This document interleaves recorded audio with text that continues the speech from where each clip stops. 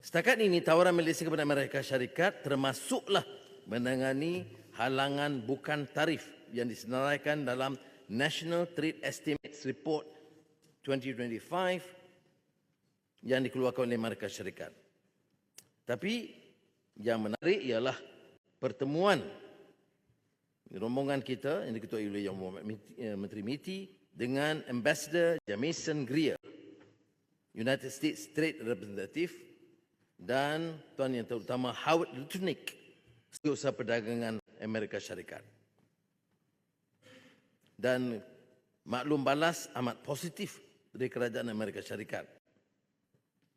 Jemaah Menteri dan NGCC telah bersetuju supaya rundingan itu diteruskan dengan prinsip-prinsip yang kita sepakati.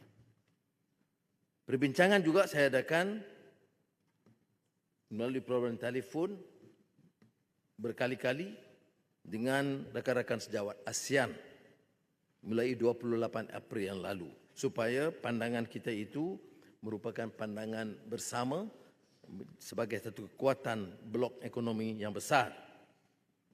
Kerana keseluruhannya kekuatan ASEAN itu melebihi dari segi jumlah ekonominya $4 trilion. Ya, ini besar. Dengan penduduk mencecah seramai 640 juta orang. Ini selaras dengan ungkapan yang pernah disebut oleh Amartya Sen. Globalization is not a monologue. It must be a conversation among equals. Jadi sebab itu kita alu-alukan pengakuan dan kerjasama Amerika Syarikat untuk berunding lebih lanjut dengan Malaysia. Dan terdapat kemungkinan setakat ini untuk mengurangkan tarif timbal balik yang dikenakan.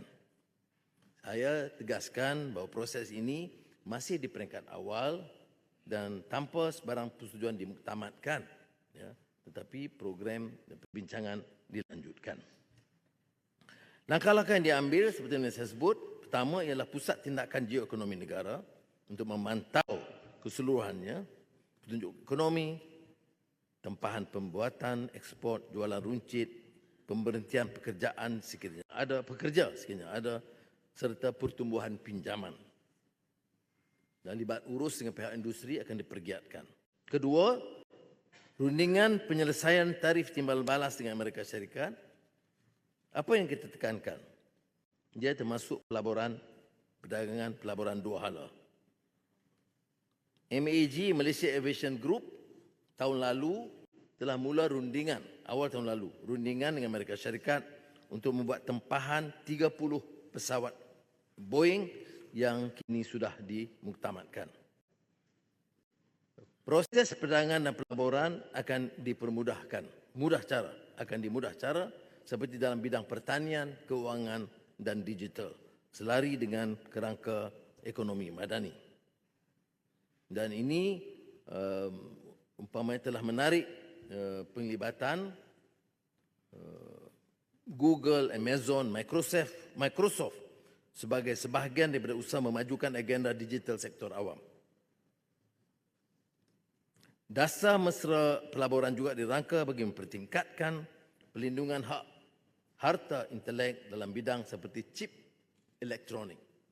Ketiga, membantu pengeksport yang terjejas khususnya PKS. Sebagai langkah permulaan, sukacita diumumkan kerajaan bersetuju meningkatkan jaminan kerajaan sebanyak RM1 bilion di bawah skim jaminan pembiayaan perniagaan khusus untuk membantu pengeksport PKS. Kerajaan turut bersetuju menambah dana pembiayaan mudah sebanyak RM500 juta melalui institusi pembangunan keuangan untuk manfaat usahawan PKS yang terjejas. Dan ini akan kita pantau khususnya dengan syarikat-syarikat PKS. Keempat, menggalak kerjasama serantau dan pasaran baru.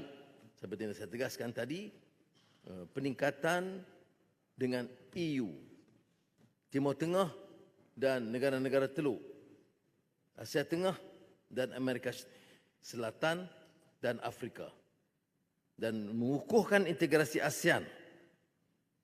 Projek pembangunan merentasi ASEAN seperti Grid Kuasa ASEAN, ASEAN Power Grid yang telah disepakati dan telah diputuskan untuk merancangkan aktiviti ekonomi dan disegerakan.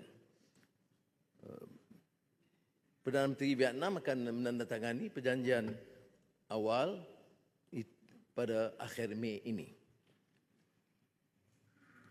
Selain itu, beberapa langkah lain diambil seperti meningkatkan ikhtiar, mempercepatkan pelaksanaan zon ekonomi khas Johor Singapura, JSSEZ, projek pembangunan kawasan sepadan selatan Thailand di bawah projek pembinaan jambatan persahabatan kedua rantau panjang Sungai Golok di Narathiwat,